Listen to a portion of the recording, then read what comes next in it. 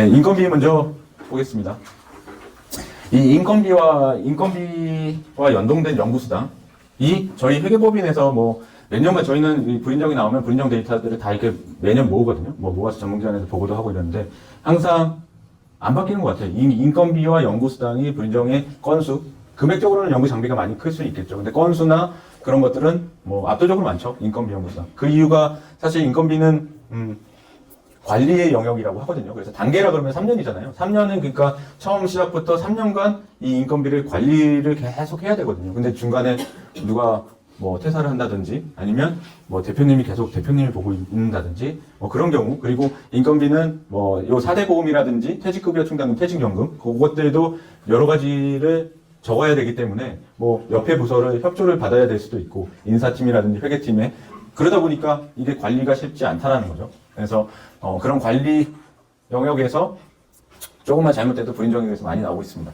그래서 인건비는 결국 과제를 참여하는 연구자의 인건비죠. 그리고 비영리 기관의 경우에는 근접 지원 인력의 인건비. 그래서 근접 지원 인력이라고 하면 대학의 경우 뭐 산단을 얘기하는 건 아니고 연구실, 그러니까 교수님이 과제를 많이 따와서 그 연구실에 별도의 행정 직원을 뽑았다. 그럼 그분이 근접 지원 인력이라는 거죠. 그래서 영리 기관에 해당하지는 않고 비영리 기관의 연구부서만 그렇게 하고 있습니다. 그리고 인건비의 범위는 이제 급여랑 4대 보험 기관 부담금, 퇴직급여 충당 부채. 근데 뭐 요새는 다 퇴직연금을 들죠. 그래서 급여랑 4대 보험 기관 부담금. 그래서 요걸 보시면 급여도 뭐 세전이나 시험에서 뭘 봐야 될 때 세전금액, 4대 보험 기관 부담금, 퇴직금. 그래서 저희가 그냥 간편하게 좀 대략적으로 본다 그러면 세전금액의 120% 정도는 좀 여유가 있다. 그래서 세전금액이 300만 원이다.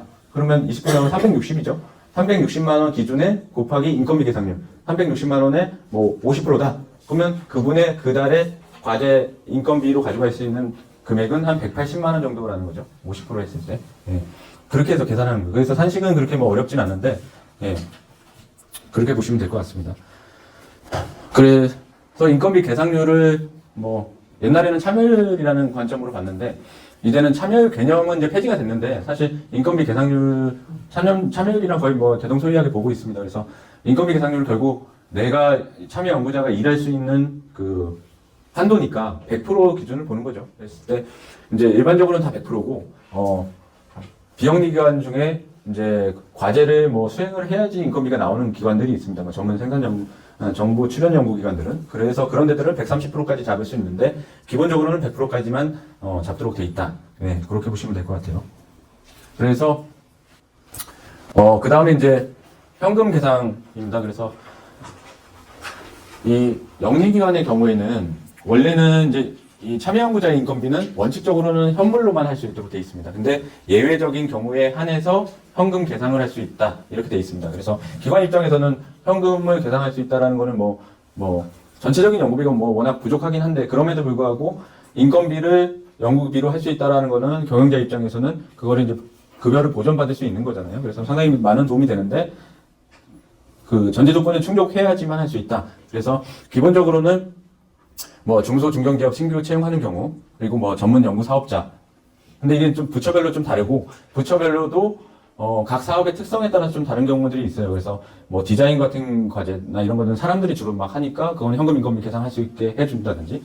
그래서 이 기준점은 한번 보시되 우리 사업은 어떻게 되는 거지 할 때는 공고문을 봐야 된다는 거죠. 공고문에 어떤 경우에 한해서 이제 현금 계산할 수 있도록 조건들이 다 있으니까 뭐 이걸 기준으로 거기서 제시를 하겠지만 특별하게 또 명시가 될 수가 있습니다. 그래서 그렇게 보시면 되고, 비영리 기관은 기본적으로는 다 현금 계산할 수 있도록 돼 있습니다. 그래서 부처별 영리 기관은 인건비 현금 계산을 어떻게 하냐라고 했을 때 뭐 산업부나 중기부, 농림축산부 그거는 한 번씩 보시면 될 것 같아요. 그래서 요것도 중요한데 기본적으로는 요렇게 요걸 기준으로 하지만 최종적으로는 공고문을 확인을 하시고 하셔야지 오류가 없다 이렇게 이해를 해주시면 좋을 것 같아요. 네. 그 다음에 외부 인건비입니다. 외부 인건비는 밖에서 누군가 온다는 거죠. 그래서 외부냐 내부냐라고 봤을 때 저희가 이제 4대 보험을 소속된 거, 건강보험 자격특실확인서를 보죠. 거기로 소속을 보고 있습니다. 근데 거기서 이제 외부 인원들은 비영리 기관에 한해서 이제 외부에서 기관장 확인서를 내면 참여할 수 있도록 하고 있습니다.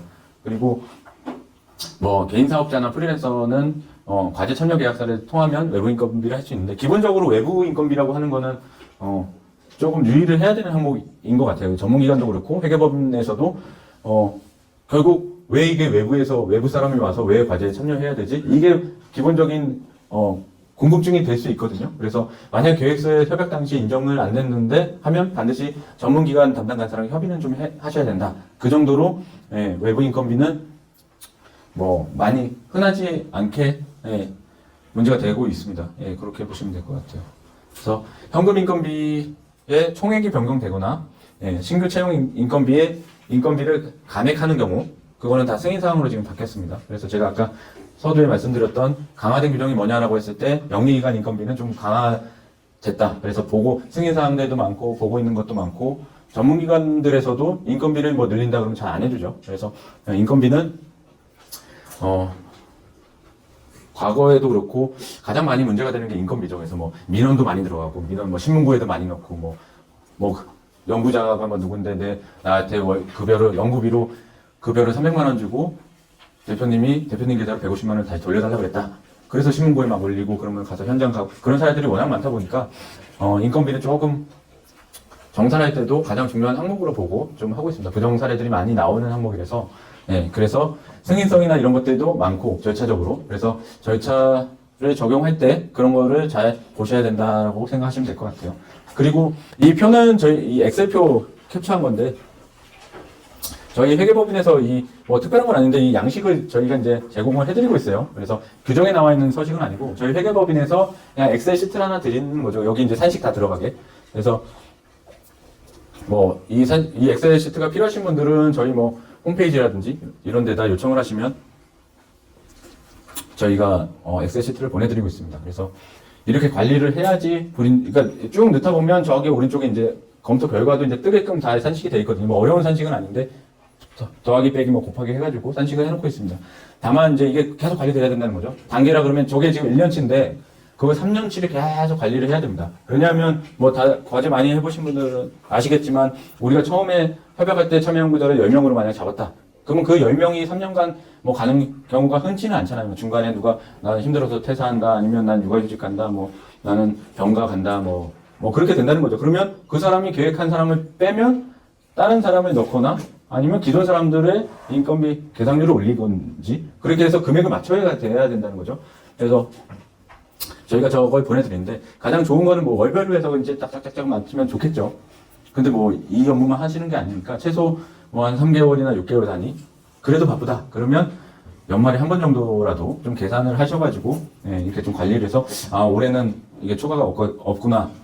근데 올해 했더니 뭐 돈이 남았거나 초과가 된다 그러면 내년 걸로 좀 보완을 하시면 되거든요. 내년도의 계획을 좀 세워서 단계 정산이기 때문에 전체 기간을 보고 정산을 하고 있습니다. 그래서 관리의 영역이니까 관리만 잘 하시면 불인정이 나오는 경우는 없는데 제가 말씀드렸지만 그 관리가 사실 쉽지는 않습니다. 저희가 정산할 때도 하나하나 다 보면서 하거든요. 그래서 제일 많이 시간이 투입이 되는 게 인건비거든요. 그래서 인건비가 막 20-30명씩 있는 기관들도 있어요. 그러면 그 사람들 한 명 한 명의 급여 대장 다 봐야 되지, 이체증 봐야 되지, 그거 하고 있으면 시간이 하루 이틀 금방 가죠.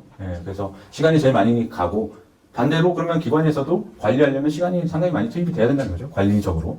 그렇게 보시면 될 것 같아요. 그래서 관리만 제발 잘 해주시면, 불인정 나오기 어렵고, 그런 측면에서 좀 보시면 좋을 것 같습니다. 그래서 증빙자료인데, 결국은 이제 급여 명세서랑 이체증, 이게 제일 중요하고, 만약에 신규 채용한 연구자가 있다. 그러면 건강보험 자격증 실확인서에 그 날짜를 본다는 거죠. 근데 그 사례적으로 그런 경우도 있었어요. 그러니까 새로 누굴 채용하려고 했더니 그 사람이 자기 무슨 사정 때문에 어디에 적을 두고 있어야 돼서 1월 1일부터 이제 입사를 하는 건데 건강보험은 3월 1일자로 좀 등록해주면 안 되냐. 나 저기 와이프 회사에 어디 있어야 된다. 그러면 대표님 입장에서는 그 보험료 안 들어가 좋은 거 아니야? 이러면서 그냥 오케이. 근데 우리 연구개발 과제로 봤을 때 그 사람이 1월부터 와서 뭐 연구 노트를 엄청 쓰고 우리 회의 사진 있고 이래서 우리 1월부터 일한 겁니다 라고 하더라도 저희가 인정해주는 거는 건강보험에 나와 있는 날짜, 취득일 날짜로 그 사람의 채용 실정을 보고 있습니다. 그래서 그런 사례적으로 그런 것들도 있었습니다. 그래서 그런 경우가 있으면 문제가 생길 수 있다. 이렇게 보셔야 될 것 같아요.